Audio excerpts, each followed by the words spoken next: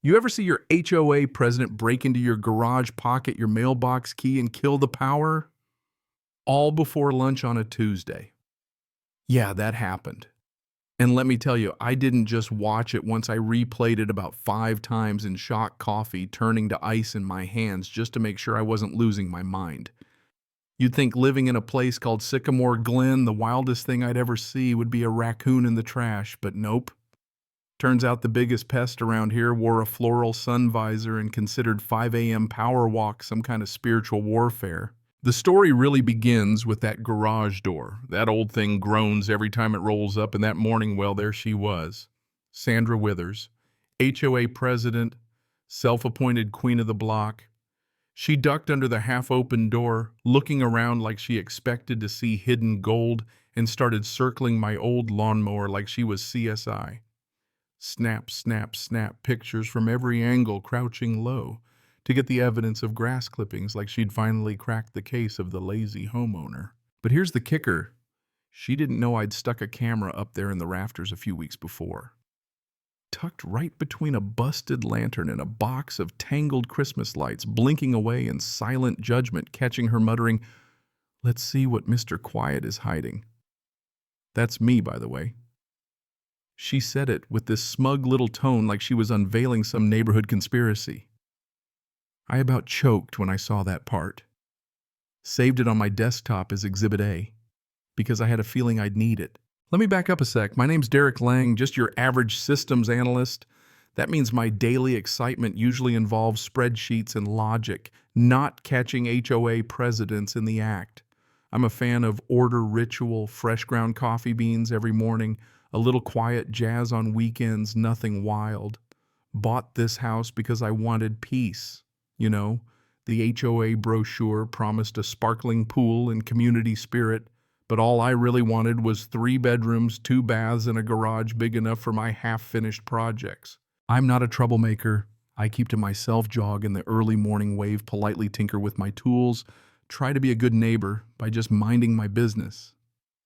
Then came Sandra like a tornado in white sneakers. First time we met was at a neighborhood barbecue.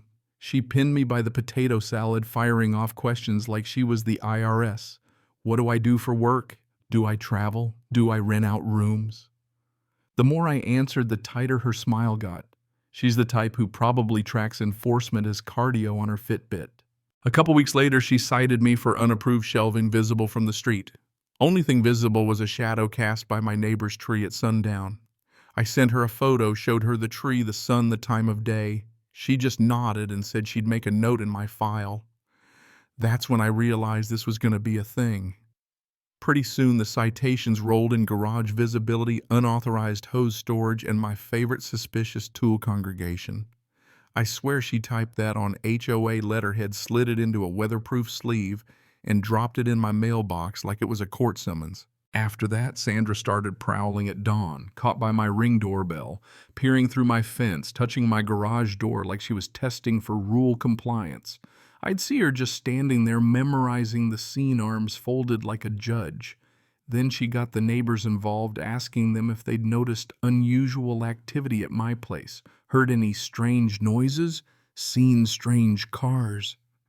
You could see she was building a case for what even she couldn't explain. Of course, it wasn't enough to just stalk in real life. Next, she took it online, posted in the neighborhood app about a male homeowner, yours truly, running an illegal repair business out of his garage, probably cash-based, definitely illegal. She tossed in the words zoning violations, decreased property values, and classic, think of the children. I just listened to a woodworking podcast and organized my tools on the weekend, but suddenly I'm Scarface. That post racked up 43 comments before the moderator took it down. Now people I'd never met had opinions about my garage. I emailed the HOA board, sent pictures, laid it out. No business, just a hobby.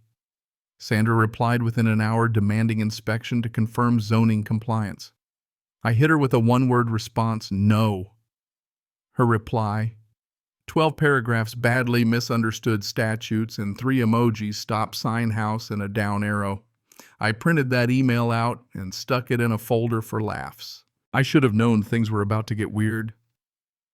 Fast forward to a Tuesday morning, 11:14 a.m. I'm at work, stuck in a meeting about database optimization when my phone buzzes with a garage camera alert. I open the app and there's Sandra bold as brass punching numbers into my keypad. 4 beeps, green light door rolling up. She glances up and down the street and just walks right in. I'm frozen, just staring at my phone like this can't be real. Found out later she'd copied my garage code months ago off a contractor form I'd filled out for gutter cleaning. She'd been sitting on it waiting for her moment. In she goes, rooting through my stuff like it's a church rummage sale. Opens bins, checks my drill wipes a shelf with her finger, just looking for a reason. Then she sees my spare mailbox key, picks it up and pockets it like it was always hers. But she's not done. She starts narrating, talking to herself. He's going to learn what non-compliance looks like. That's the line that almost made me throw my phone. Then for her grand finale, she yanks the utility cutoff, kills the power to my garage. Everything goes black. Except my camera, thank God for battery backup. It caught every last second, including the moment she walked out with her head high as if she'd done the neighborhood a favor. Of course, my chest freezer died too, 2 weeks worth of meal prep gone. Chicken, veggies, rice, trash. Now, I wasn't about to start a war in the street. I did the calmest thing I could think of. Took a personal day, went home, grabbed the footage, labeled it Garage Opera, and headed straight to the police station. The officer taking my statement looked like he'd rather be somewhere else until he saw Sandra pocket my key and cut the power. Then he called a detective who called the city attorney. By the end of the day, they said they'd be following up. 3 days later, cops showed up at Sandra's house with a warrant. They found my key in her so-called evidence tote, and get this, a binder full of garage codes and gate combinations for at least 15 houses in the neighborhood. She'd labeled it emergency access. Yeah, okay. The HOA board group chat went nuclear. Their insurance company sent out a letter warning of coverage denial for intentional criminal acts by an officer. Translation, everybody's in trouble now. Court came fast. Judge Morrison looked like a man who'd seen one too many HOA cases and was absolutely done. The prosecutor played Exhibit A. The whole room watched Sandra Withers in her floral visor creeping around my garage, pocketing my key, narrating her little lesson on non-compliance. You could hear a pin drop. Someone in the back actually whispered, "Oh my God." But there was more. Turns out 5 other neighbors had video. Sandra caught on camera testing doorknobs, peeking in windows, trying out codes, even climbing a fence to peek in a shed at night. One video showed her with a flashlight at 9 p.m. looking through a basement window. The charges got read out: criminal trespass, theft, property damage, illegal use of security codes. Sandra's lawyer started in with the community caretaking argument. She was just protecting property values. Judge Morrison didn't buy a word. He cut the lawyer off and said caretaking does not include rifling through someone's personal belongings. Volunteers don't steal keys. Concerned neighbors don't cut people's power. You could feel the whole room nod. The verdict was quick: guilty of trespass and theft. Then the judge locked eyes with Sandra and told her positions of trust require respect for boundaries, not surveillance and invasion. Her sentence: 60 days in jail, suspended but still 2 years probation, 250 hours of community service, $200 restitution for my ruined food, the cost of rekeying my locks in a mandatory privacy law class. The cherry on top, she's banned from holding any HOA office for 5 years and has to stay at least 100 feet away from me and my house, measured to the inch. Sandra just sat there, mouth open, white as a ghost, like she was finally realizing what she'd done. Her hands were gripping the table so hard I thought she'd snap it in half.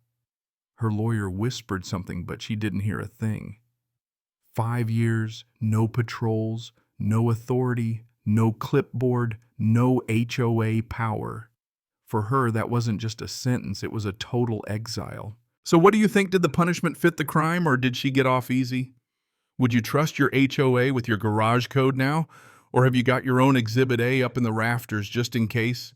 Drop your wildest HOA stories or your hot take on neighborhood vigilantes in the comments. I know I'm not the only one with a camera pointed at the garage. And hey, if you think justice was served or you've got your own HOA nightmares, hit that like button. Share your story and let's get a real conversation going about where we draw the line between community spirit and just plain nosy. You know what I mean?